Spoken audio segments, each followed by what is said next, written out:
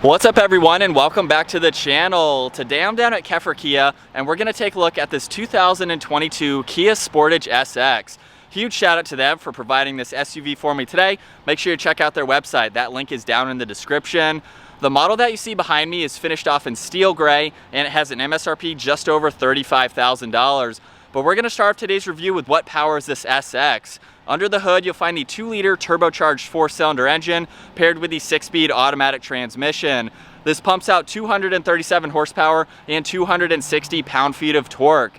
It is front-wheel drive, weighs in right around 3,300 pounds. It'll do 0 to 60 in just over 8 seconds, up to its top speed of 121 miles an hour. It also has a fuel capacity of 16.3 gallons, so you can expect to see around 20 miles per gallon in the city and 28 out on the highway. This has a wheelbase of 105.1 inches. Its overall length is 176.4. It has a width of 64 inches and a height of 64.4 inches. Now it's time to take a look at the exterior on the Kia Sportage. So I'm going to start off with these LED headlights. You'll notice that they have a really nice design to them, along with the LED turn signals. We have 7 individual bulbs in a hexagonal pattern, so that's really nice to see. And you can see that the headlight housing itself goes backwards just a little bit right above the side fenders, and you can see the hoodwork surrounding it just to blend it in nicely with the rest of the bodywork. As we work our way to this grille now, you'll see we have a combination of piano black on the outside along with black chrome. You'll see that finish running throughout the mesh for the grille as well. And we have plenty of cutouts to provide maximum cooling to that turbocharged engine. You'll also notice we have another inlet just underneath that where you'll see more black chrome. That entire piece runs right through the middle of this bumper, just giving it a great look. We have more cutouts in the lower section, more black and another trim piece. And then there's even more gloss black just above that, along with the forward-facing parking sensors. And then on each side, you'll see the quad beam LED fog lights. They have a really nice look to them, along with all the piano black that surrounds that. And then last up, we'll talk about this hood. You'll see there's 2 distinctive lines running right down the middle, just to tie in everything nicely and give the Sportage a great look. As we work our way to the side profile now, I'm gonna start off with these wheels. We have a really nice set of 19s. They have a 2-tone design to them, along with a 5-spoke pattern. Blends in really nicely with the exterior paint for this model. Just above that, you'll notice the power folding side mirrors. We have the integrated turn signal and a really nice 2-tone design. We have gloss black on the base, along with the body colored on the upper section. You'll also notice there's more black chrome surrounding the window trim. And then up on the roof, this has a full panoramic sunroof along with the gloss black roof rack, so that ties in everything together nicely. And then we have some really nice lines that run down the side profile. You'll see one just below the side mirrors and it runs above the door handles. We have another one in the lower section of the door, along with some more black chrome. You can see that trim piece running the entire section. And then you'll also notice we have some really nice lines running around the fender flares up front. And then as we work our way to the rear, you can see the same thing. And then last up in the rear, this has a body colored spoiler along with the integrated third brake light. You'll see the wiper blade in the lower section of the glass to help improve with that rear facing visibility. This also has LED taillights. They have a really nice design to them, and you can see the connector bar running right through the middle of this power liftgate. This also has a backup camera. All the parking sensors are in the lower section here. This also has the turn signals mounted down below. You can see more gloss black trim, along with the black chrome running right through the middle. And in the lower diffuser, we have another trim piece here just to break up everything and give it a good look. And on each side of that, you can see the dual exhaust.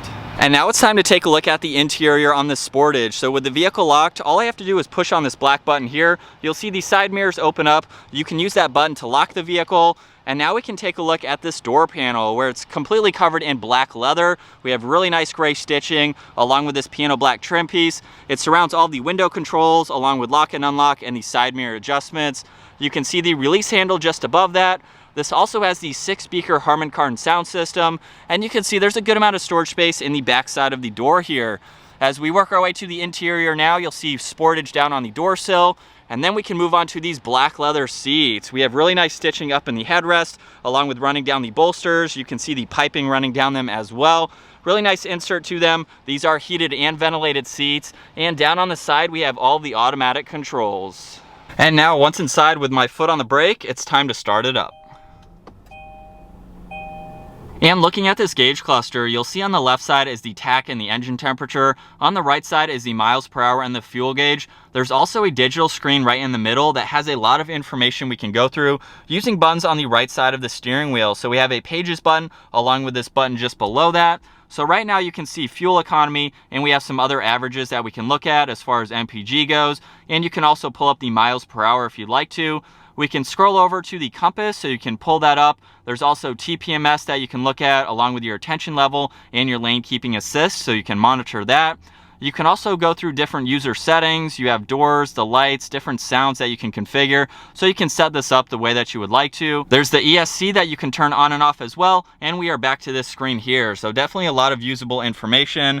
As we work our way to the steering wheel now, you'll see we have a combination of solid and perforated leather, along with a flat bottom design, along with the SX badge. We have some brushed aluminum trim, which also matches the steering wheel mounted paddle shifters very nicely. You'll also notice on the right side, we have cruise and adaptive cruise control settings. On the left side is Bluetooth and voice commands, along with volume and tuning for the radio. As we work our way to the left side now, you'll see the control for the power liftgate. We have another lane keeping assist control along with blind spot and a dimmer switch for the gauges. You'll see there's one air vent just above that. And as we work our way to the center now, this is the 8-inch screen where you'll see there's a lot of information to go through. We have navigation, phone, you have your phone projection, so that's how you can play Apple CarPlay, Android Auto.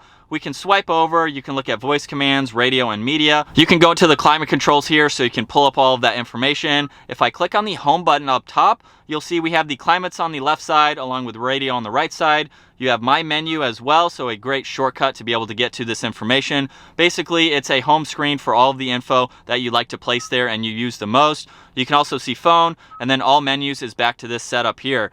You can also use buttons that are down below for your radio and media. You have seek and track along with a customizable button. So just by pushing on this, you can set it up to what you use the most. You'll also see map and navigation along with settings down below. We have power and volume for the radio on the left side, and then tuning is over on the right side. And just below that is all of the climate controls. So we have the fan speed, where you'd like the air to go, all of those controls below that. And this does have a dual zone climate control system. So you have driver and passenger. You can sync those if you'd like to. And then below that, you'll see the heated and ventilated seat controls along with the heated steering wheel control. So it's a really nice placement for all of those. And you'll see there's a good amount of storage space just below that along with a wireless charging port. We have two 12 volts and a USB right in the middle. And then as we work our way to the shifter now with my foot on the brake, we can put this into reverse, where you'll see the backup camera along with the guidelines, so you have great visibility as to what's behind you.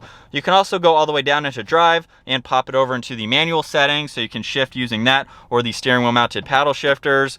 You'll see there are two cup holders to the right side of that. And then we have these controls just below that with the electronic parking brake. You have the downhill assist control, the auto hold. We have the parking sensors to turn on and off, along with the different driving modes. So there's normal, eco, and sport. And then you'll see there's a little bit of storage space just behind that. We have more leather on the center armrest and a good amount of storage space for any items you'd like to place in there.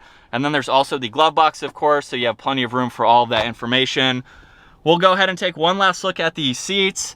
And then as I mentioned earlier, this does have a full panoramic sunroof, so I can use that dial right in the center to go ahead and open up the sunshade, and you'll see it goes all the way to the rear passengers. You can use that same control for the sunroof if you'd like to.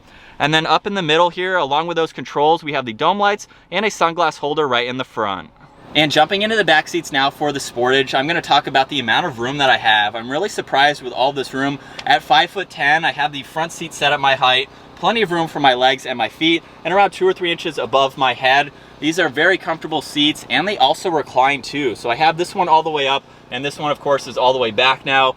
You could be back here for a long period of time and easily have 2 people next to you, which is really nice to see for this model. You'll see there's 2 air vents along with a USB and 12 volt right in the middle. We have some storage pockets behind both front seats. And then if you pull down this armrest, there are 2 additional cup holders if you need to use those, along with the ones in the door panel. And the back seats have a 60-40 split to them, so you can use that same control that we use to recline the seat to fold it down. If you do that with both of them, that gives you a lot more versatility for the back of this car. And now it's time to take a look at the rear storage space. So I'm just going to use the button on the key fob, or you can use the one that's located right next to the backup camera. You'll see the power liftgate open up where there's a lot of space with the back seats up. So we have a nice flat surface, and then when you fold all those seats down, you can see just how much more room there is, making this a very versatile SUV. You'll also notice too that we can pull up the floor where you'll see the spare tire along with a little bit of storage space if you'd like to use that. And you can see this actually goes out on both sides too. So if you have larger items to put in sideways, you can do that as well. And then being the power lift gate, we can just push this button up top and it will automatically close. All right, so getting the 2022 Kia Sportage out on the road now. This has been a really cool SUV to check out. This one is pretty much fully loaded. We have all the technology features and a lot of nice amenities on the interior here. So you can easily go through all of that information as I showed earlier. Really nice screen right in the middle and a great layout for all of the controls that are below that. So I love this layout. I love all the materials too. We have leather, we have the leather on the seats. It gives it a really premium feel for the Kia Sportage. So with that being said, let's go ahead and talk about the performance for this 2-liter turbocharged engine. I can pop it over into the manual setting here, and by using the drive mode, we can go into sport mode. And then from first gear here, we'll give it a little bit of gas. And we are up to the speed limit just like that. The pedals are pretty responsive. I like the design that they have to them, so they're really easy to use if you want to use those for your Sportage. And then obviously we have normal and eco mode. Eco mode is going to be a little bit more eco-friendly as you would expect. So it's going to limit the throttle response just a little bit so you can get that best possible MPG. You can use that if you're cruising out on the highway or other situations like that. And then obviously we have normal mode, just putting it back into a regular drive. So it's pretty peppy for this engine. We have some good horsepower numbers for the weight of this car, and it drives very smooth. I've been impressed with this, the few miles that I've put on the car. Even in normal mode there, we can get up and move, so that's really nice to see, but it provides you with a really nice comfortable ride, so I'm impressed with that. We have a quiet ride on the inside too, so it's very well insulated, and visibility is really good at the same time. While we have that steeply raked rear glass there, I can look over my left shoulder fine. Looking over my right shoulder, that pillar in the back is not all that bulky, but I can actually look out of the back seat side glass and the rear glass out of my rear view mirror, so I can see around that pillar. You have your side mirrors too. So it feels very open on this interior, which I really like to see. And then obviously with the sunshade open, that provides you with a lot more lighting. As we come around this right-hand turn there, these are all the twisties that I can throw at this car today, but just going at a normal rate of speed, handles them well. And as I mentioned earlier, this is a really nice interior. I love the layout of everything. And I also like the fact that for a smaller size SUV like this, there is plenty of room. You can see that I could fit in the back seats, plenty of room behind those seats, and when you fold them down, you can really utilize this for daily driving. You can put in a lot of items if you'd like to. So this would be a really great only vehicle if this is what you're looking for, this size. You can definitely fit in a lot of items, makes it very practical to drive. But I think that's gonna wrap it up for my walk around review and test drive, getting behind the wheel of this 2022 Kia Sportage SX. Once again, huge shout out to Keffer Kia for providing this SUV for me today. Make sure you check out their website. If you enjoyed today's video, give it a huge thumbs up and consider smashing that subscribe button if you'd like to stay up to date on our daily uploads. And I'll see you in the next video.